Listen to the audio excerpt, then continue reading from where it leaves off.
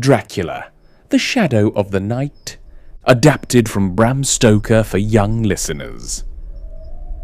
The train roared through the mountains as Jonathan Harker peered out the window, watching the forests grow darker and wilder with every mile.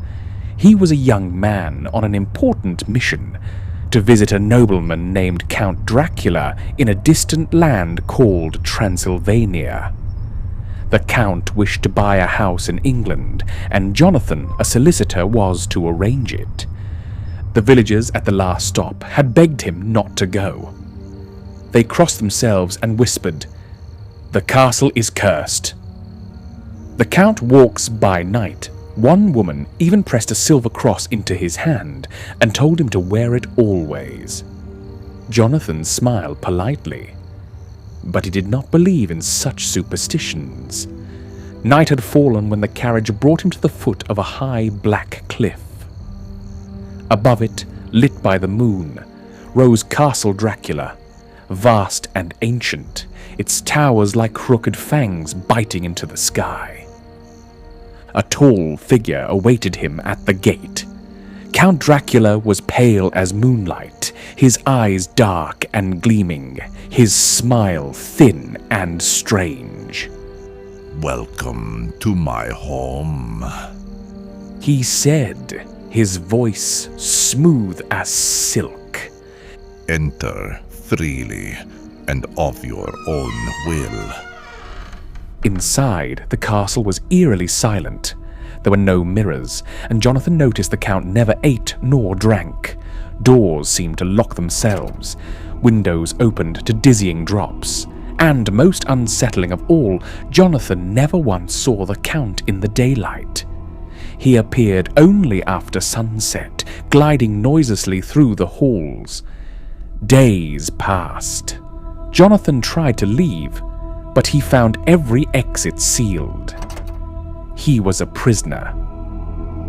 One moonlit night, Jonathan witnessed something that froze his blood. He had stepped out onto the balcony and, glancing down, saw Count Dracula crawling headfirst down the sheer wall of the castle, like some monstrous spider, his cloak billowing like bat wings in the wind. Jonathan's hands trembled. "No man can do that," he whispered. "No living man." At last, with great courage and cunning, Jonathan escaped the castle and fled back to England.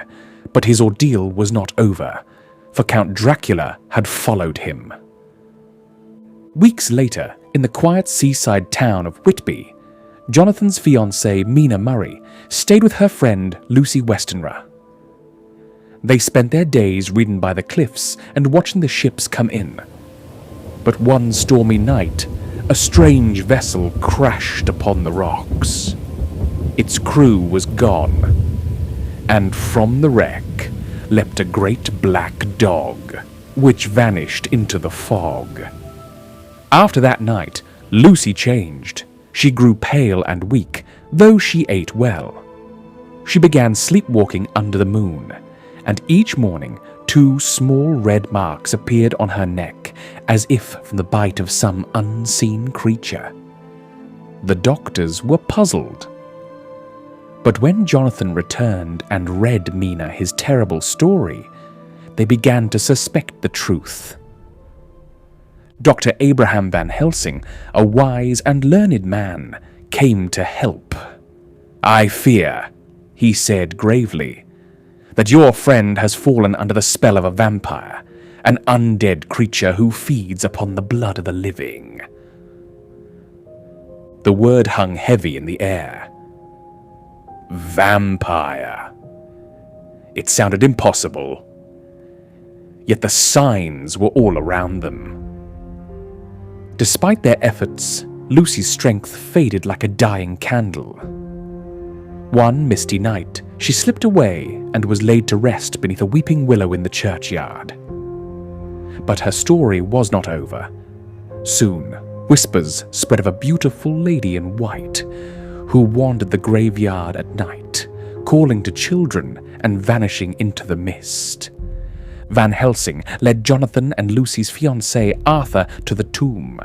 There, under the cold light of the moon, they saw Lucy herself, pale and red-lipped, gliding silently through the shadows. She was no longer alive, nor truly dead. With trembling hearts and solemn prayers, they released her from Dracula's curse, and her spirit was at peace. Now they knew what they faced, and they vowed to stop Dracula before he could harm anyone else. The hunt began. They tracked the Count across London, searching the abandoned houses where he slept in boxes of earth from his homeland. They lined the doors with garlic and marked them with holy signs. But Dracula was cunning. He escaped their traps and vanished into the night. Mina herself soon fell under his power. Strange dreams plagued her. 2 red marks appeared on her neck, just like Lucy's. And in the darkest hours, she spoke in a voice that was not her own, whispering words from far away. Van Helsing realized that a link had formed between Mina and the Count. Through that bond, they could track him. But if they failed, she too would be lost. At last, the trail led them east, back to the wild mountains of Transylvania. The journey was long and perilous, with storms chasing them and wolves howling through the night. Mina, pale but determined, traveled with them, her spirit strong even as Dracula's shadow grew closer. The Count was fleeing home, seeking refuge in his ancient castle before sunrise could weaken him. But the hunters would not allow it. As the sun began to rise over the jagged peaks, they reached the castle gates. A great battle followed. Steel clashed, horses screamed, and the air was thick with dust and shadows. Dracula's servants tried to protect him, but the hunters fought with every ounce of courage. And as the first golden light of morning touched the stones of the castle, they reached the Count's coffin. With one final powerful blow, they struck him down. A terrible cry echoed through the mountains, and the darkness that had clung to the land for centuries was gone. The castle fell silent. The wolves were still. The curse was broken. Mina was free. Jonathan held her close, tears shining in his eyes. "It's over," he whispered. "It's truly over." And yet even now, travelers who pass through the Carpathian Mountains say that when the moon is high and the wind sweeps cold through the trees, they feel eyes watching them from the ruins of an ancient castle. A bat circles the broken tower, and a whisper rides on the wind. For darkness never dies. It only sleeps, waiting for night to fall again.